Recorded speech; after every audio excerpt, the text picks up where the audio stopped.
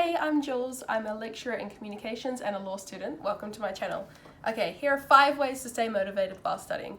Number 1 is to do 10 minutes a day, or set yourself another really small limit. So I find there are many days when I'm just so tired I cannot be bothered studying. Like, it's the last thing I want to do in the world. And then I've got on my piece of paper or my goal sheet 5 hours today. And I look at that and I'm like, cool, yep, I'm gonna get 5 hours done. Sweet. And then time goes by and I might not get anything done. And then the end of the day goes and I'm like, holy crap, I haven't even done 1 minute today. And that's because there's always this barrier before you start studying, right? It's like, I feel so nervous, I really don't want to begin. And then once you've started, you often feel okay and you realize, I'm actually studying a subject I enjoy. I actually like it. So doing the 10 minutes thing, it allows you to get over that barrier of like, oh, when I start, I'm going to have to do 5 hours. And you just say, okay, I'll start and I'll do 10 minutes. And then when you finish that 10 minutes, you might feel good and you'll be like, okay, I actually don't hate the subject as much as I think I do. I'll keep going. Or you know what? You might literally just stop at 10 minutes. And that's actually okay because you've just done 100% more than you would have done if you didn't do anything. So it's okay to start with 10 minutes. I find this tip, when I came up with it, I think I was watching a lot of Jordan Peterson, and he always says, be humble enough to set yourself small goals. So I found that this one was a real, I'm humble enough to say, all I'm gonna do today is 10 minutes. And I tend to be at the limit now where I say, all I'll do is 20 minutes. And then I just do nothing else or I move on.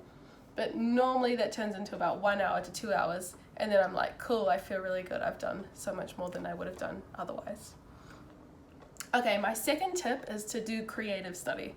So what I mean by creative study, it doesn't just have to be drawing pictures, although it can be drawing concepts that you've learned in your lectures. But it can also just be letting your mind run a little bit free. So sometimes I go on Wikipedia rabbit holes and I just start Wikipediaing things around my topic and looking at history, and sometimes I'll look up judges and their backgrounds and, oh, Lord Denning came from a background like me, that's so exciting, and this kind of thing. So it doesn't just have to be drawing, although something that is cool is to just draw. If you hear a concept in class, you can just spend 10-15 minutes drawing it, rewrite your notes out that you already know in nice colors. For me, as a law student, sometimes I'll make little comics of the cases, so little actions, like it's really geeky. But the reason I do this creative study is because you've got all the stuff in your brain and it's all like jumping around, and what you want to do is have the neurons click, like you want to have them connect. And sometimes when you're just reading and reading and reading and reading, you're not relaxed enough to let those neurons just go and click together. So sometimes it's actually good to take a break, let your mind be in a bit more of a creative space, and then you'll find that you'll probably have breakthroughs of understanding. For me, I find this is the time when I don't necessarily learn new things, but I really deepen my understanding of things, and I feel like I internalize it forever once I've done this sort of creative study. It's also a lot more fun than just reading. So if you really can't be bothered doing any more reading, it's a good way to stay on task, but like it's easy. Okay, the third thing I do is watch motivational YouTube videos. So there are tons of videos out there. They're all quite cheesy and they always have really fit people doing, running up mountains and doing heavy weights. But I really love these videos because I find sometimes you just don't have any gas left in the tank and you're like, I'm so exhausted. I've been studying for weeks and weeks and months and I just can't find any motivation from anywhere to keep going. And then I watch one of these videos and it's like, don't give up. You must keep going. And I'm like, okay, yeah, I must keep going. And sometimes you're so tired, even these videos don't work.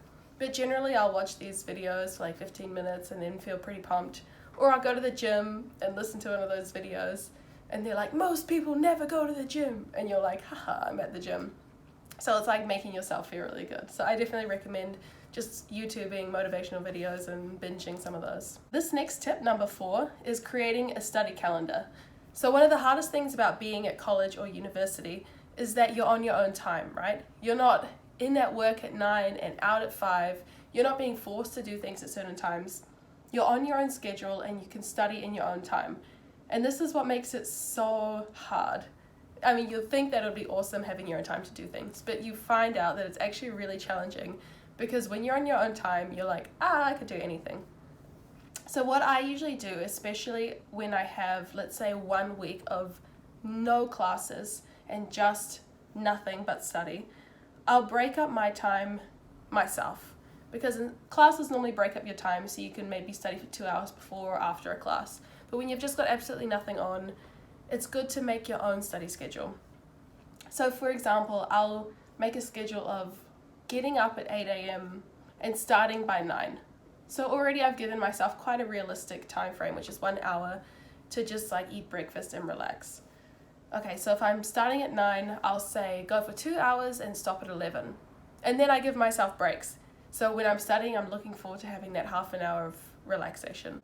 Okay, and my final tip for how to motivate yourself to study, number 5, is to forgive yourself if you don't study.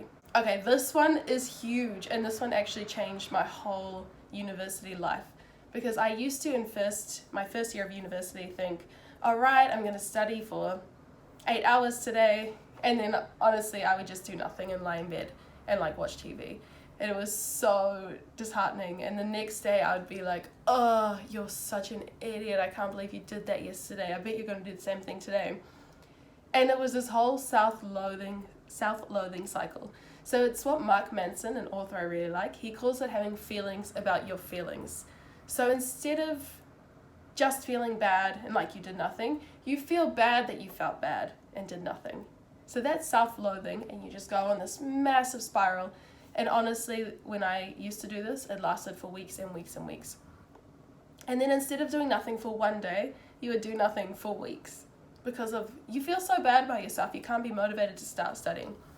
Okay, so what I do now is, honestly, even though I'm a top law student and I do really well, I always have days where I just cannot be bothered. I think it's chemical. You just wake up and I'm like, oh my god, I feel so unmotivated. And I will lie in bed until maybe 3 p.m. watching Netflix. Then I might move for like 10 minutes. Then I might go back to bed. Like, these are days I have not once a year, but like they happen. And instead of the next day being like, oh my goodness, how are you going to be a good student when you're doing stuff like that? I just let it go. And I think, okay, yesterday happened. What's going to happen today? Today might be better. Today might be the same, but who cares? That happened. And I found that once I started just letting it go, I was able to, instead of be in a bad mood for weeks and weeks, I would just have a day. Okay, I lost a day. Cool, move on. The next day I could study for 5 hours. I found as well, like athletes, how they peak and go down. So they'll peak for the Olympics. I find as a student you can't always be peaking. So you will have those days, maybe those weeks where you just aren't as onto it as you normally are.